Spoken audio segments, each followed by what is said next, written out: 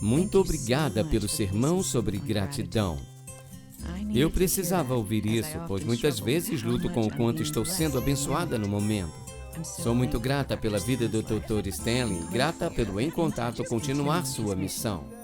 Querido In Touch, o devocional diário que recebi esse mês foi tão oportuno porque estou lidando com a perda da minha mãe.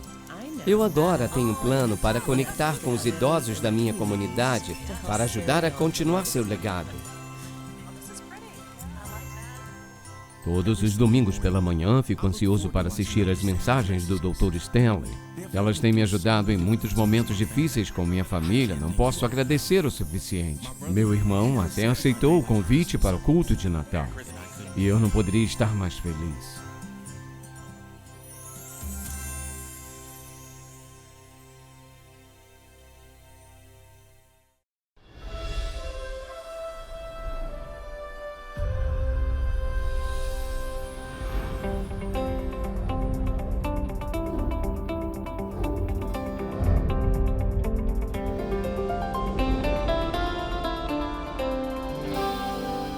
Em Contato, o Ministério de Ensino do Dr. Charles Stanley, alcançando o mundo com o Evangelho de Jesus Cristo.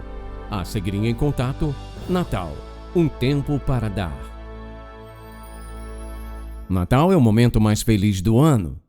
Não somente é o momento mais feliz do ano, mas é especialmente o momento mais feliz do ano para nós que somos crentes. E sabemos que Jesus Cristo é o nosso Salvador pessoal. Não quer dizer que não haja momentos felizes para as pessoas que não creem, pois acredito que na maioria das vezes existem. Há aquelas situações e circunstâncias em que as pessoas perderam seus entes queridos, talvez na época de Natal, ou talvez não tenham muita família ou nenhuma família restante, então o período de Natal muitas vezes pode ser um tempo de tristeza, pesar e arrependimento. Mas para a maioria é o momento mais feliz do ano e há uma razão para isto. E quando pensamos em como nós celebramos, nós que somos crentes, vamos à igreja, por exemplo, cantamos hinos, também fazemos compras, compramos presentes, embrulhamos, decoramos as árvores e temos festas, nos confraternizamos, nos alegramos, nos divertimos muito. Você diz, e o resto do mundo, eles fazem a mesma coisa, só que eles deixam Deus de fora, na maioria das vezes, pensam muito pouco nele e provavelmente não vão à igreja, pelo menos a maioria. Mas a questão é, o que é que faz do Natal, o momento mais feliz do ano? Existem outros momentos que são, provavelmente, em termos de clima, são muito, muito melhores. Mas por que o Natal? Vou te dizer por quê. Porque Natal é um momento que mais pessoas estão doando do que em qualquer outro momento do ano. Bem, falamos sobre comercialização do Natal, falamos que devemos torná-lo mais sagrado e assim por diante, com certeza devemos fazer isso. E muitas pessoas não entendem do que se trata o Natal. Elas nunca percebem qual o real significado, mas é a celebração desse momento, esse momento significativo da vida, aquele momento crítico da vida, aquele momento na vida em que Deus veio ao mundo através de seu Filho Jesus Cristo, para redimir a humanidade perdida por meio de sua cruz. É disso que se trata.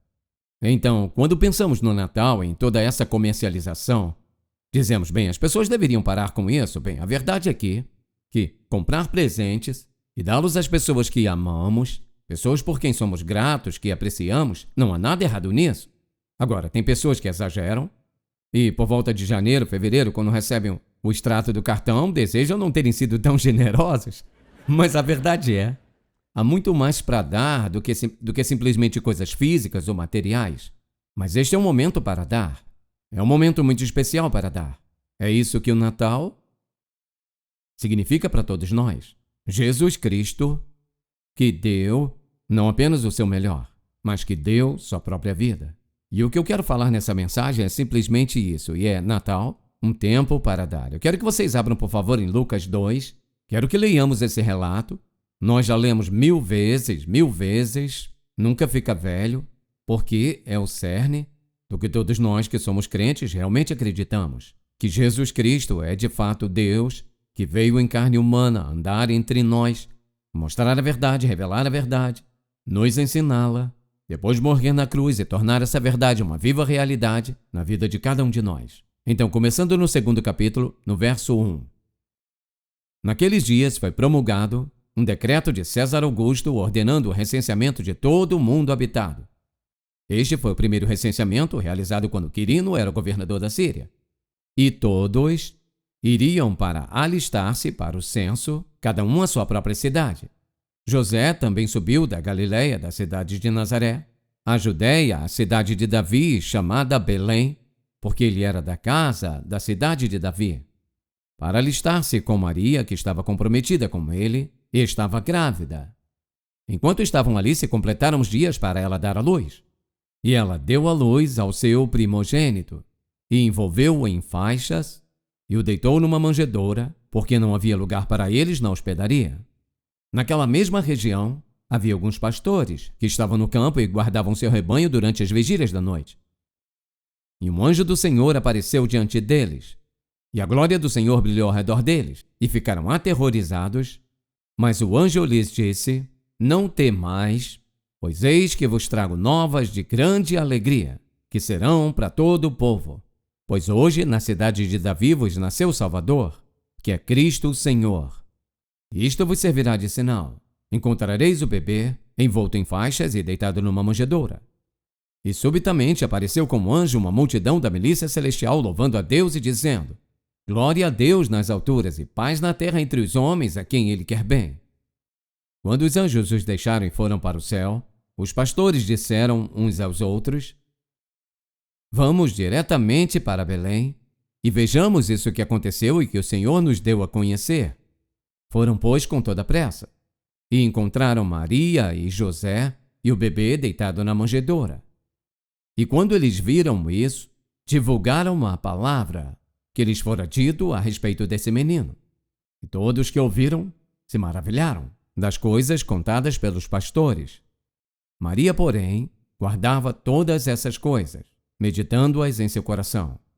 Os pastores voltaram, glorificando e louvando a Deus por tudo que tinham ouvido e visto, como lhes tinha sido dito. Que história! Quantas vezes nós lemos essa história?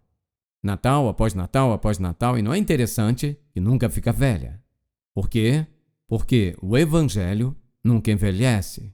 A esperança, a celebração e a alegria, a certeza, a confiança, e o perdão e o amor, e a alegria que o Senhor Jesus Cristo coloca em nosso coração nunca envelhecem. O que eu quero que você veja nessa mensagem é isso. E é que tudo que é sobre o Natal tem a ver com dar. E eu quero que comecemos a olhar para o nascimento de Jesus e entendermos como tudo que cerca esse nascimento, tudo que faz parte desse nascimento, tem a ver com o ato de dar. E quero que comecemos, por exemplo, com a própria Virgem Maria. E quero que você veja o que ela ofereceu. Ela ofereceu muito mais do que você pode perceber. E se você notar, as Escrituras dizem no verso 38 de Lucas, capítulo 1, e Maria disse ao anjo que anunciou o que iria acontecer, ou seja, ela iria conceber pelo Espírito Santo e daria luz a um filho, e o seu nome seria, ou ele seria chamado Filho de Deus. E eis o que ela disse, depois do que ele disse, que nada seria impossível para Deus. Maria disse: Eis aqui a serva do Senhor, que se cumpra em mim conforme tua palavra. E o anjo se retirou dela. Agora, o que Maria deu? Maria, em primeiro lugar, deu o seu corpo, porque o anjo disse: em seu ventre irá nascer o Messias. Ele será chamado de Filho de Deus. Seu nome é Jesus. Bem, ela disse: como tu disseste, que seja feito em mim conforme a tua palavra. Ou seja, ela se rendeu e entregou seu corpo para carregar em seu ventre o Filho de Deus. Mas isso não é tudo que ela deu, porque estou certo de que enquanto o anjo dizia isso, passou pela mente dela, provavelmente em um tom muito sério. O que isso quer dizer? Porque você vê, naquela época, quando um marido ou um casal estavam noivos, era como se já estivessem casados, eram marido e mulher. Apenas o casamento não era consumado até o final desse período de noivado. Agora, se uma mulher ficasse grávida durante este período, era considerada culpada de adultério. Era chamada diante dos anciãos da cidade e eles faziam um julgamento. E, é claro, estava envergonhada e constrangida, tinha que suportar a culpa e a condenação de seus amigos, sua família, e especialmente Maria teria que lidar com a questão de como José ia pensar.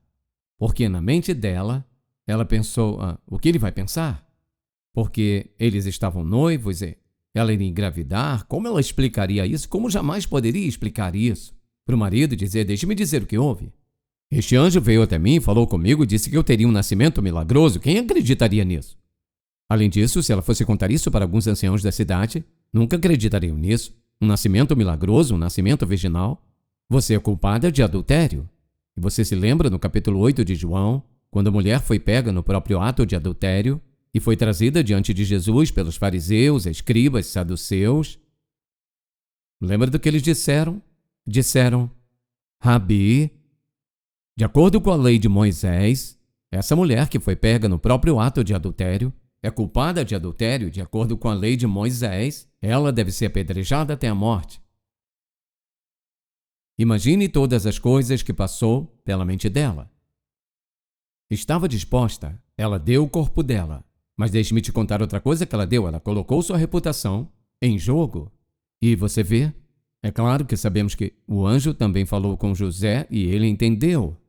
Mas quando o anjo falou com Maria, ela teve que lidar com sua reputação. Teve que lidar com o que aconteceria. O que as pessoas diriam, o que pensariam, o que responderiam, o que José diria. E ainda assim Deus cuidou de tudo aquilo.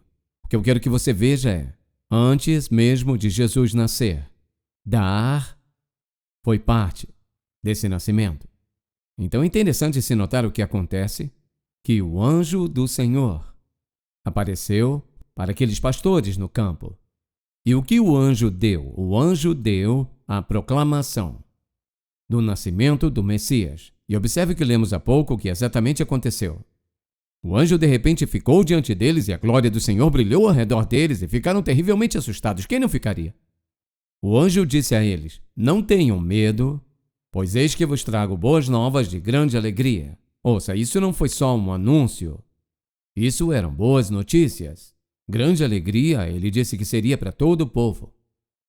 E qual foi essa notícia que ele deu? Ele disse, hoje na cidade de Davi, nascerá um Salvador, que é o Messias, o Senhor. Havia uma grande expectativa acontecendo naqueles dias. E este anjo apareceu não para reis e rainhas e governos, mas para um grupo humilde de pastores. Ele nasceu em um lugar humilde, anunciado por um anjo do céu para pastores humildes. Ele disse, este será um sinal. Vocês encontrarão um bebê envolto em panos e deitado em uma manjedoura, em lugar onde eles alimentam o gado. Bem, o que eu quero que perceba é isso, o anjo deu mais do que apenas notícias, mas ele deu, ouça, encorajamento, um senso de conforto e uma incrível sensação de consciência, que as profecias concernentes à vinda do Messias, todas essas profecias estavam agora sendo cumpridas em uma noite, em um lugar, anunciadas a um grupo humilde de pastores. Poderiam ter sido pessoas em qualquer lugar, porque para pastores. Porque se notar durante toda a vida de Jesus, ele estava sendo identificado com aqueles que eram pobres e humildes, não com reis, rainhas e governos. Então o que acontece? Esses pastores, uma vez que ouviram isso, o que acontece é que a Bíblia diz que de repente houve essa incrível aparição dessa multidão, uma hoste celestial de anjos, a hoste celestial de Deus, estavam louvando e dizendo, glória a Deus nas alturas, paz na terra entre os homens aos quais ele se agrada. Quando ele usou a paz aqui, esta é a paz da reconciliação. Ou seja, quando Jesus Cristo entra na vida de uma pessoa, eis o que ele faz, ele mergulha em seu coração pecaminoso. E por causa do seu pecado você foi separado de Deus, e ele reconciliou você. Ou seja, ele te traz de volta um relacionamento correto com ele mesmo. E o que este anjo estava dizendo era isso. O Messias, ele nasceu. E a reconciliação está agora acontecendo.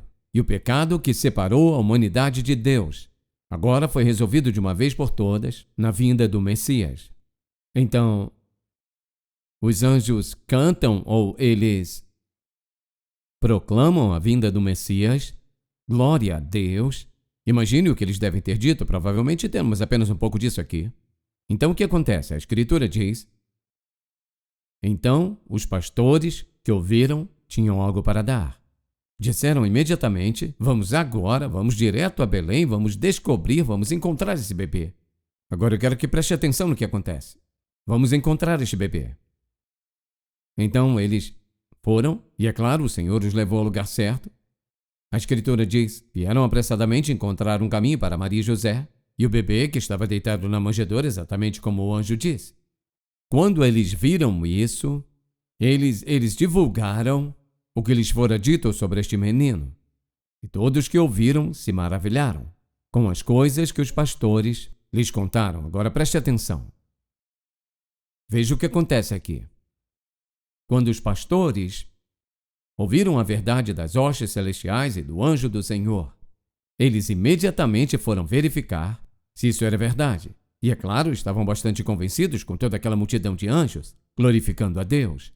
Foram verificar por si mesmos. E assim que descobriram, assim que encontraram a criança, uma vez que reconheceram: este é o Messias, este é Cristo o Senhor, este é aquele que estávamos procurando, aquele que estávamos esperando, devem tê-lo feito com entusiasmo, com empolgação, com confiança nos corações. O que eles deram o primeiro pessoal testemunho do Filho de Deus. Devem tê-lo feito com entusiasmo, com empolgação, devem ter feito muito convencidos em suas mentes e corações. Nós vimos o Messias. Este é o que estávamos esperando. O que eu quero que você se lembre é isto. Quero que você se lembre da reação daqueles que ouviram o testemunho pessoal dos primeiros que viram o Messias. E se pergunte a si mesmo: é assim que frequentemente tenho respondido a verdade? Ouça o que acontece. E todos os que ouviram se maravilharam com as coisas que os pastores lhes contaram. Ponto. Não ouviram e disseram a si mesmos: vamos verificar. Vamos ver se isso é verdade. Vamos descobrir se isso é verdade. Eles apenas se maravilharam e seguiram na vida. E sabe o que acontece? Muitos de vocês fizeram o mesmo. Ouviram o Evangelho de Jesus Cristo muito claramente. Ouviram o fato de que seus pecados os separaram de Deus. E justificaram o que ouviram e disseram muitas vezes: bem, não sou tão ruim. Eu sou tão bom quanto os outros e tudo mais. Mas no fundo você sabe que ouviu a mensagem do Evangelho de Jesus Cristo. Jesus disse: eu sou o caminho, a verdade e a vida. Ninguém vem ao Pai senão por mim. Você ouviu uma vez, e outra vez, e outra vez, e outra vez. E sabe o que você fez? Fez exatamente como aqueles que ouviram o testemunho dos pastores que viram o Filho de Deus quando criança. Você simplesmente se maravilhou. Você só meio que pensou nisso. E você deixou passar e continua vivendo sua vida do jeito que tem vivido e continua ouvindo o Evangelho. Mas em vez de aplicar ao seu coração, em vez de examiná-lo e perguntar a Deus: Senhor, isso é uma mensagem para mim? Está tentando falar ao meu coração? Está me dizendo algo pessoalmente? Algo que preciso lidar em minha vida? São os meus pecados que preciso confessar e me arrepender. E preciso ser salvo. E preciso ser o que quer que eu seja. Ou você apenas continuou se maravilhando, ouvindo, fechando sua mente, fechando o coração, a incrível verdade de Deus. Eis o que aconteceu. Os pastores, ouça, a Escritura diz, os pastores voltaram glorificando a Deus e louvando por tudo que tinham ouvido e visto, exatamente como lhes fora dito. Estavam empolgados com isso. Por quê?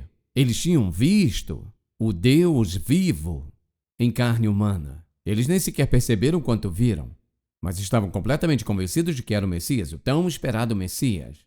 Os outros apenas se maravilharam com isso. Isso é verdade para você? Que você fica maravilhado com isso, maravilhado com isso, maravilhado com isso. O Natal chega e você vê os presépios e você já viu antes. Ouve os cânticos de Natal, que já ouviu antes, que já cantou. Você ouve um sermão ou dois sobre o Natal, que já ouviu antes, e você continua se maravilhando com eles. O que você não percebe é isso. Você não percebe o que perdeu. Você vê, as pessoas que ouviram o testemunho dos pastores não tiraram um tempo para averiguar e ver por si mesmas. Veja o que perderam. Elas poderiam ter visto o Messias. Poderiam ter compreendido quem ele era e reconhecido que este é o Salvador do mundo. Um dia desses, quando seus filhos crescerem, poderiam dizer a ele: quer saber? Este homem que está pregando e ensinando é o Messias. Ele é o Filho de Deus. Eu o vi. Eu olhei para ele com meus próprios olhos quando ele era um bebê. numa manjedoura. Ouvi quando era uma criança pequena. Quero que saiba, filho, quero que saiba, querida. Este homem é o Filho de Deus. Creia no que ele diz. Apenas se maravilharam. Já lhe ocorreu alguma vez quantas pessoas por quem você passou, com quem poderia ter compartilhado o simples evangelho de Jesus Cristo que dá a vida eterna, e por quem você só se maravilhou com ele, e nunca tomou uma decisão sobre isso, nunca perguntou pessoalmente o que significa para você? Quantas pessoas podem ter perdido a verdade do evangelho porque você apenas se maravilhou com ele, em vez de lidar com ele pessoalmente?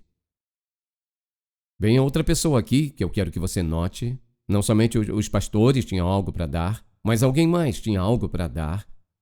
Longe no Oriente, provavelmente em algum lugar perto da Pérsia, vieram. Esses magos provavelmente não estavam lá naquela noite. Poderia ter sido no dia seguinte, semana, o que seja. Mas vieram, estes homens eram cientistas, que eram muito intelectuais, que eram filósofos. Eles receberam a mensagem de que um rei nasceu. E que a luz que eles viram, a estranha luz, essa brilhante estrela, seja que tipo de luz pudesse ser, os guiaria ao próprio lugar que essa criança iria nascer. E partiram numa jornada, não sabemos quanto tempo antes, mas certamente é verdade que Deus também providenciou, assim como ele também providenciou o decreto de César Augusto, ele providenciou um dos seus corpos celestes para começar a se mover em direção a Jerusalém. Quando receberam aquela luz, entenderam a mensagem de alguma forma, foram para Jerusalém e começaram a perguntar: onde está aquele que é nascido rei dos judeus? Bem, é claro, disseram: bem, ele deve nascer em Belém. Então o encontraram. E quando o encontraram, o que fizeram? Eles se ajoelharam e a Bíblia diz que eles deram ouro, incenso e mirra. Quantos deles eram? Nós não sabemos. Deram 3 presentes, poderiam ser 3, poderia ser muito mais. Mas eles deram presentes dignos de um rei. Então, se você notar, tudo que envolve o nascimento de Jesus Cristo tem a ver com alguém doando alguma coisa. E então, existe um outro que deu, e esse é Deus o Pai. E Deus o Pai havia dado muitos presentes antes desse. Ele deu a nós esse planeta Terra, sobre o qual ele concedeu-nos uma tremenda abundância de coisas. Ele deu esses corpos celestiais, o sol, a lua, as estrelas para nos iluminar. Ele nos deu estações para frutificação, mudança e beleza. Então ele também deu a nós a revelação de si mesmo, isto é, na natureza. Na criação, Deus diz em Romanos capítulo 1, que Deus revelou a si mesmo na criação, revelou seu poder criativo, revelou muitas coisas pela sua criação. E ele diz, portanto, ninguém é desculpável por não acreditar que existe um Deus, por não acreditar em Deus, quando a criação propriamente é um tão belo testemunho de tal ordem, completude e perfeição em cada aspecto. Ele é a fonte disso. E quando você pensa em tudo que ele deu a revelação de si mesmo. Mas ele também deu a coisa mais preciosa que poderia ter dado, que foi o seu Filho unigênito, o Senhor Jesus Cristo. E com ele deu a nós o perdão dos nossos pecados. Ele deu a nós a possibilidade, o privilégio de sermos um filho de Deus, uma pessoa na família de Deus.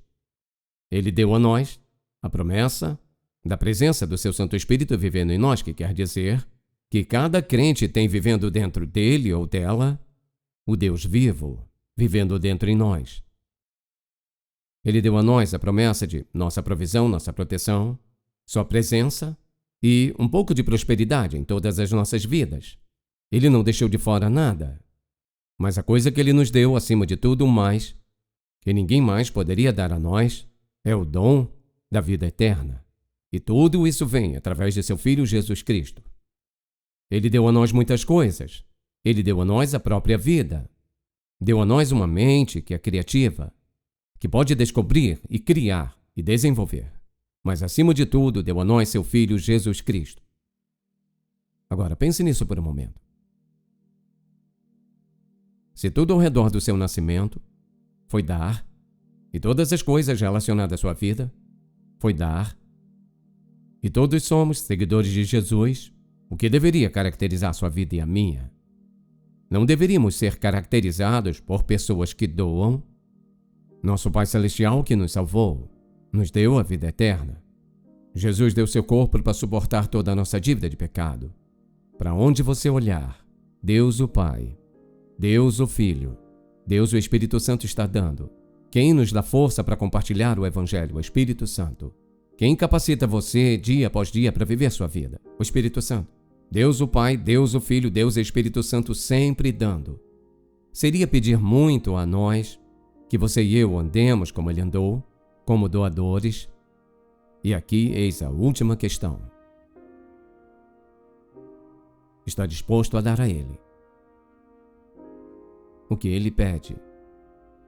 Não algo que possa ser embrulhado numa caixa, sem laços ou etiquetas. Uma coisa dentro de você que ele deseja. Você daria a Jesus o que ele está pedindo da sua vida hoje. Se você foi abençoado pelo programa de hoje, por favor, visite-nos em intouch.org. Em Contato, levando pessoas do mundo inteiro a um relacionamento crescente com Jesus Cristo e fortalecendo a igreja local. Este programa é patrocinado pelo Ministério Em Contato e é possível pela graça de Deus, suas orações e ofertas fiéis.